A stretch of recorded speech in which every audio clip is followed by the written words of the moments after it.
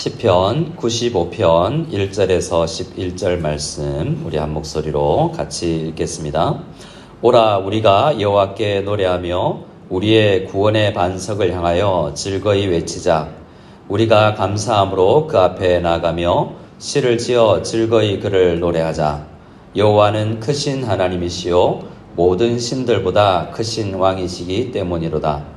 땅의 깊은 곳이 그의 손안에 있으며 산들의 높은 곳도 그의 것이로다. 바다도 그의 것이라 그가 만드셨고 육지도 그의 손이 지으셨도다. 오라 우리가 굽혀 경배하며 우리를 지으신 여호와 앞에 무릎을 꿇자. 그는 우리의 하나님이시요 우리는 그가 기르시는 백성이며 그의 손이 돌보시는 양이기 때문이라. 너희가 오늘 그의 음성을 듣거든 너희는 머리바에서와 같이 또 광야의 마사에서 지냈던 날과 같이 너희 마음을 완악하게 하지 말지어다. 그때 너희 조상들이 내가 행한 일을 보고서도 나를 시험하고 조사하였도다. 내가 40년 동안 그 세대로 말미암아 근심하여 이르기를 그들은 마음이 미혹된 백성이라 내 길을 알지 못한다 하였도다. 그러므로 내가 노하여 맹세하기를 그들은 내 안식에 들어오지 못하리라 하였도다. 아멘. 몇 달 전 우리는 시편 93편, 94편을 묵상하고 이제 다시 95편부터 잠시 시편을 묵상하는데요. 오늘 95편을 보기 전에 93편의 이야기는 뭐였냐면 우리 지금 큐티책에는 없지만 하나님께서 권능으로 통치하신다라고 시편 94편에는 이야기합니다. 이 세상의 그 어떤 세력도 하나님의 그 통치에 거스르거나 저항하지 못한다라는 것을 시편 93편에 이야기를 합니다. 그리고 94편으로 넘어가면요. 그런데 이 땅의 현실은 너무나 험하고 하나님이 안 계신 것 같다라는 내용이 94편에 있었습니다. 성경이 말하는 하나님의 안식에 대해서 계속 이야기하고 싶은 건데요. 우리가 거친 세상에 살면서 하나님 안 계신 것 같아 라고 하면 그 하나님을 이제 대체하는 안식을 찾으려고 우리가 하지 않겠습니까? 그런데 하나님은 어떻게 우리에게 안식을 주냐면 우리에게 이 하나님이 지으신 세계에서 안식을 빼앗아가는 가장 큰 것이 죄 때문이 아니겠습니까? 그래서 그 안식을 빼앗아가는 죄를 제거하시는 하나님, 그 하나님 안에서 우리가 가장 평안과 안식을 누릴 수 있는 것입니다. 오늘 시편 95편은 바로 그렇게 죄 가운데 무너지고 그 세계 속에서 이러한 세계 속에서도 하나님은 안식을 베푸실까라는 고민하는 하나님의 성도들에게 시편 95편 기자는 그래 하나님이 지금도 통치하신다라는 것을 믿고 먼저 찬양하자라고 권면의 말로 시작을 합니다. 1절부터 3절을 보면 오라 우리가 여호와께 노래하며 우리의 구원의 반석을 향하여 즐거이 외치자. 우리가 감사함으로 그 앞에 나가며 시를 지어 즐거이 그를 노래하자. 여호와는 크신 하나님이시요 모든 신들보다 크신 왕이시기 때문이로다 라고 이야기합니다. 1절부터 첫 가사가 즐거이 외치자라고 이야기하지 않습니까? 그런데 94편의 세상, 하나님이 안 계신 것 같은 세상에 살아가는 사람은 이렇게 첫마디로 찬송할 수가 없는 거예요. 그래서 시편 95편을 지은 시는 이런 세상이지만 하나님은 여전히 93편의 하나님처럼 통치하신다, 다스리신다라는 확신이 있기 때문에 우리가 믿고 의지하는 하나님을 우리가 함께 찬양하자라고 이야기하는 겁니다. 그 하나님은 3절에 어떤 하나님이냐라고 이야기하냐면 왜 우리 하나님은 이 하나님 없어 보이는 악인이 득세해 보이는 이 절망감에 빠져있는 성도들이 힘을 얻을 수 있는 분이냐면 우리 여호와 하나님은 크신 하나님이요 모든 신들보다 크신 왕이시기 때문이다 라는 거 이야기합니다. 우리가 의지하는 오늘 우리가 기도를 들으시는 하나님은 자기 백성 하나 지키지 못하는 그런 분이 아니에요. 우리는 자녀를 지킬 수가 없고 우리는 아내 또한 남편 또한 잘 지키지 못하는 연약함이 있습니다. 근데 우리 하나님은 그 어떤 존재보다 크시고 높은 분이어서 이 세상이 악해 보이고 하나님이 없어 보이고 이 세상의 세력들이, 권력들이 너무나 커서 교회를 함부로 하는 것처럼 보일지라도 결국에 하나님은 살아계셔서 자기 백성을 안전하게 지키시는 분이다라고 믿고 찬양하자라고 우리에게 권면합니다. 4절부터 7절까지 계속해서 우리 하나님이 어떤 분인지 이야기하죠. 땅의 깊은 곳이 그의 손 안에 있으며 산들의 높은 곳도 그의 것이로다. 바다도 그의 것이라 그가 만드셨고 육지도 그의 손이 지으셨도다. 오라 우리가 굽혀 경배하며 우리를 지으신 여호와 앞에 무릎을 꿇자. 그는 우리의 하나님이시요 우리는 그가 기르시는 백성이며 그의 손이 돌보시는 양이기 때문이라. 너희가 오늘 그의 음성을 듣거든 이라고 이야기합니다.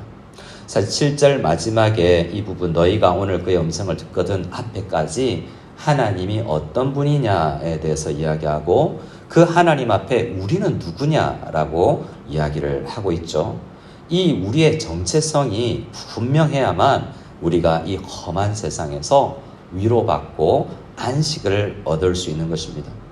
하나님은 아무도 가보지 않은 땅의 깊은 골짜기와 바다 깊은 곳, 그리고 아무도 올라가 보지 못한, 등극해 보지 못한 그런 높은 산 꼭대기도 하나님이 지으신 그렇게 크신 하나님이다 라고 이야기를 합니다. 근데 우리는요 어떤 존재입니까? 그런 깊은 곳, 산들의 높은 곳, 바다, 육지보다 우리는 하나님께 더 귀한 존재다 라고 이야기합니다. 우리 보잘것없어 보이는 우리 성도들은요 하나님께서 지으신 단순한 피조물이 아니다라고 성경은 이야기합니다. 하나님이 친히 택하셔서 기르시는 자기 백성이고 하나님의 손이 돌보시는, 여기서 하나님의 손이라고 하면 전능하심과 풍성하심을 이야기하는데요. 많이 베푸시고 우리를 붙들어 주시는 그 손으로 우리를 지켜주시는 기 때문에 우리는 그분의 양인 만큼 우리가 어떻게 하나님을 생각해야 되겠냐라고 질문하는 것입니다. 그래서 7절 마지막에 그런 하나님이 우리에게 말씀하시면 그 설교든 우리가 성경을 읽든 큐티를 하든 어떤 하나님 우리에게 말씀하시는지를 잘 생각하고 말씀을 들어야 하지 않겠냐라고 말씀 듣는 자세를 우리에게 이야기합니다. 그러면서 반대되는 이야기를 하나 하는데요. 8절부터 나오는 이야기는 그렇게 크신 하나님 앞에서도 제대로 된 반응을 못했던 역사 하나를 이야기합니다. 너희는 머리바에서와 같이 또 광야의 마스에서 지냈던 날과 같이 너희 마음을 완악하게 하지 말아야 된다라고 이야기합니다. 출애굽기 17장, 민수기 20장 등에 가면 이 사건이 얼마나 하나님의 마음을 아프게 했는지 기록하고 있는데요.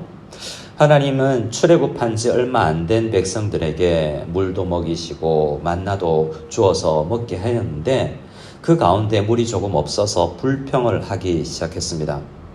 그래서 9절 말씀에 그때에 너희 조상들은 내가 행한 일을 보고서도 나를 시험하고 조사하였다라고 이야기하는데요.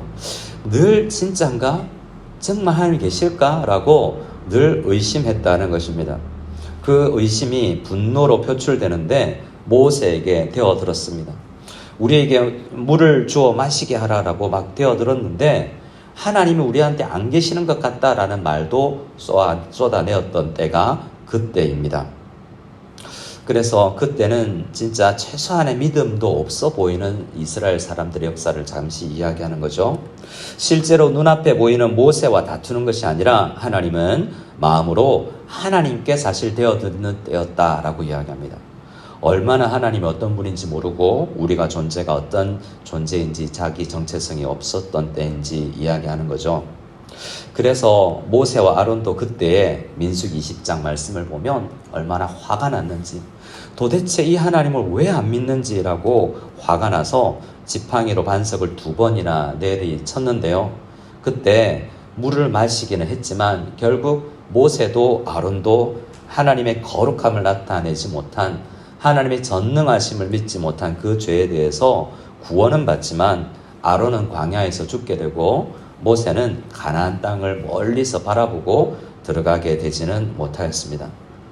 이 사건은 어떤 사건이라고 우리에게 이야기하냐면 이것들이 잠시 어렵기 때문에 표출된 게 아니라 늘 그 마음 깊숙한 곳에 하나님을 믿어하지 못하고 성경이 진짜일까?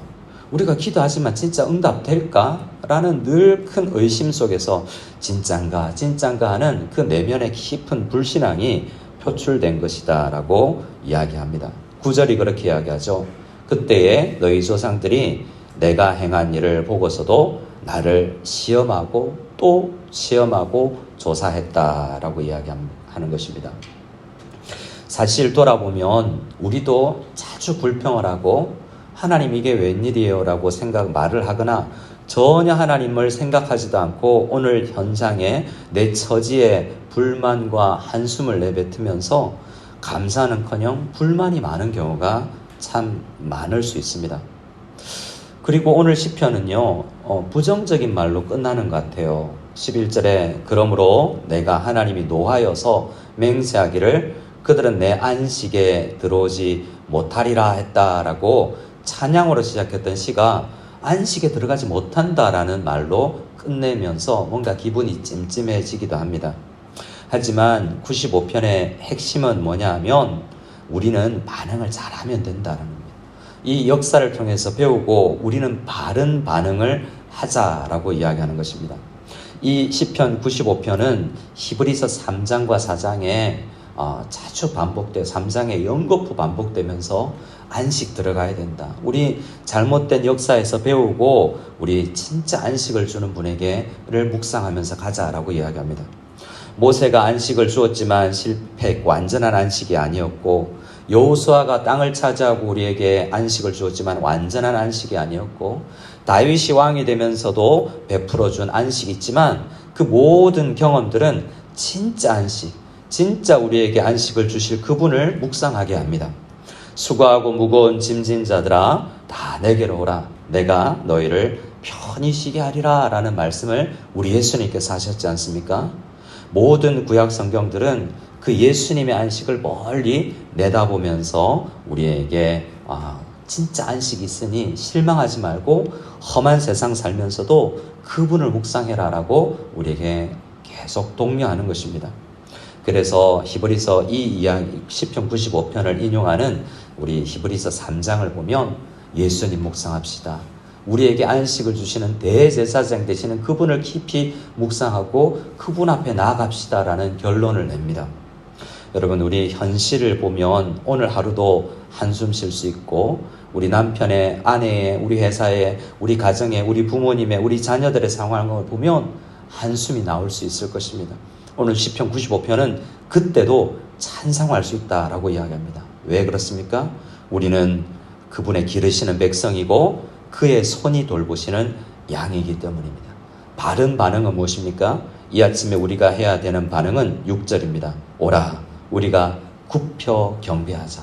우리를 지으신 여호와 앞에 무릎을 꿇자라는 이 겸손한 자세로 하나님 살아계시니 나를 기르시는 줄 믿고 나를 돌보시는 줄 믿습니다 라고 믿음으로 기도하며 나아가면서 진정한 안식을 위로를 받아 누리는 이 아침이 되기를 원하고 오늘 하루가 되기를 원하고 우리의 평생이 되기를 소원합니다. 우리